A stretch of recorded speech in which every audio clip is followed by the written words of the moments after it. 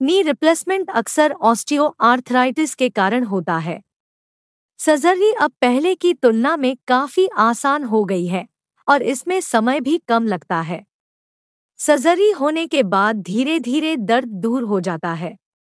Knee replacement के बाद किन किन विशेष बातों का ध्यान रखना चाहिए, इसकी चर्चा करेंगे हमारे साथ डॉक्टर ईश्वर वोहरा। नमस्कार साथियों, मैं आपका दोस्त रोहित बिसाई और आप देख रहे हैं युग वाणी टाइम्स। हम इस समय मौजूद है BL के मैक्स हॉस्पिटल में, जहां पे हमारा खास बातचीत के लिए हमारे साथ मौजूद है डॉक्टर ईश्वर वोहरा जी। आइए उनसे बात करते हैं कि नी रिप्लेसमेंट के बारे में क्या क्या कुछ चल रहा है मेडिकल सर्जन में, और जो भी समस्याएं रहती हैं घुटनों की, उसको लेकर हम चर्चा करते हैं। बहुत बहुत स्वागत है sir ji, thank you very much. मैं doctor Ishwar Vohra, director joint replacement and arthroscopic surgeon, BL के Max hospital New Delhi, Rajendra place. जी जो सर, क्या नी रिप्लेसमेंट के बारे में क्या कुछ कहोगे? कहाँ तक इस टेक्निक का यूज़ कर रहा है हमारा इंडिया? नी रिप्लेसमेंट जो आज हमारे देश में हो रहा है वो हम लोग ऑलमोस्ट वेस्टर्न कंट्रीज़ के एतबार हैं। जो आपने नाम सुना होगा रोबोटिक नी रिप्लेसमेंट का, जो अभी मोस्ट लेटेस्ट टेक्निक है वो रोबोटिक पेनलेस ब्लडलेस सर्जरी। उसको रोबोट एक मशीन है जो कि सर्जन को गाइड करती है कि आपको किस तरह से इम्प्लांट का इम्प्लांटेशन करनी है विदाउट एनी एरर, और जो उस पेशेंट का नी का जैसा एंगल है, डायमीटर है, एक्सिस है, उसको सेम प्रोड्यूस करना। जैसे आपका एक्स एंगल पे नी बैंड होता है तो उसी एक्सिस पे वो नी ट्रांसप्लांट के बाद चले, उसमें रोबोट को महारत हासिल है। तो रोबोट हमें जैसे नेचुरल फील करने की, कोई भी सर्जरी के बाद ना ऐसे लगता कि मेरा ऑपरेशन हुआ था उसके बाद तो मेरा जोड़ स्टिफ हो गया, कुछ कुछ फील होता रहता है, उस चीज़ से उबरने के लिए, क्योंकि हम मैनुअल भी नी के अंदर बहुत सक्सेसफुल है, हमारी ये सर्जरी है मैनुअल भी 98% सक्सेस है, उसको और अच्छा फील देने के लिए रोबोट है।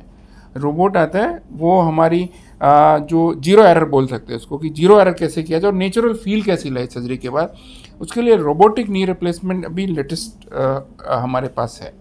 जो ये लेटेस्ट रोबोट है, तो उस जो मैनुअल थी उसमें कितना डिफरेंस है और क्या कुछ सिमिलर भी है? डेफिनेटली आपको कोई एक तो आईना दिखा रहा है कि आप कैसे दिख रहे हो, और एक वैसे कोई आपको डिस्क्रिप्शन दे रहा था कि ये बहुत सुंदर आदमी है, वे इतना ही फ़र्क है।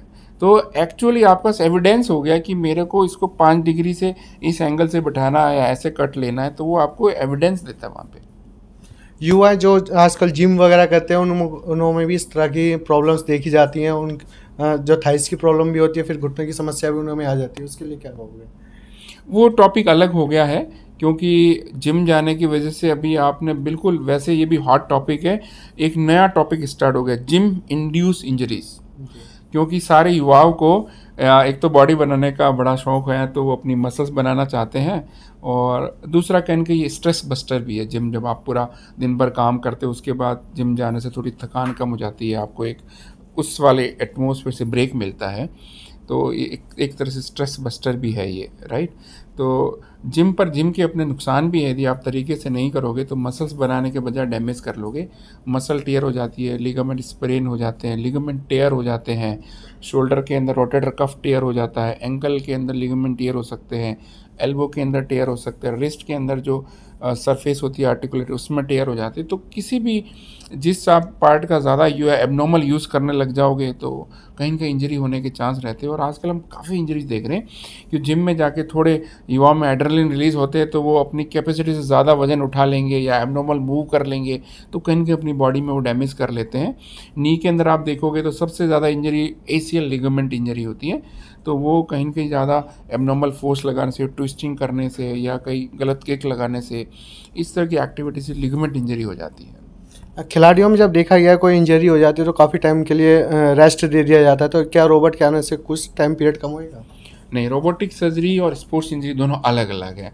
रोबोटिक सर्जरी वो है जो कि नी रिप्लेसमेंट में काम आती है। नी रिप्लेसमेंट सर्जरी उसके लिए करते जो चल नहीं पा रहा, जिसको आर्थराइटिस की वजह से पेन है, जो पेन की वजह से चल नहीं पाता, तो नी रिप्लेसमेंट सर्जरी चलने के लिए बनी हुई है।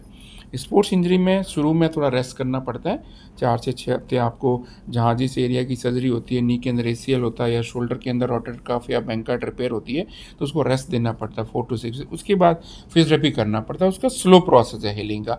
पर नी रिप्लेसमेंट बहुत फास्ट सर्जरी है, उस सर्जरी की जाती है ताकि पेशेंट जल्दी जल्दी चलने लग जाए। आपके पर्सनल एक्सपीरियंस के बारे में क्या कहोगे जो इस सर्जरी के बारे में जो अभी तक हुआ है?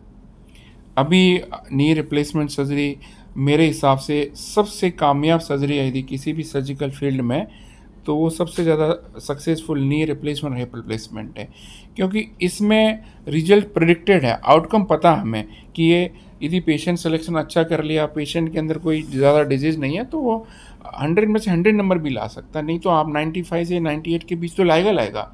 तो ये सबसे मोस्ट सक्सेसफुल सर्जरी, जहाँ भी आपको लगता है कि मेरे को स्टेज 4 आर्थराइटिस हो गई, अब मेरे पास कोई तरीका नहीं बचा, आपने फिजियोथेरेपी कर ली, इंजेक्शन लगा लिए, मेडिसिन कर लिए, योगा करके देख लिया, अल्टरनेट थेरेपी लेके देख लिया, जब कोई तरीका नहीं बचता तो फाइनल आउटकम नी रिप्लेसमेंट होता है। क्या मैसेज देना चाहोगे आज के?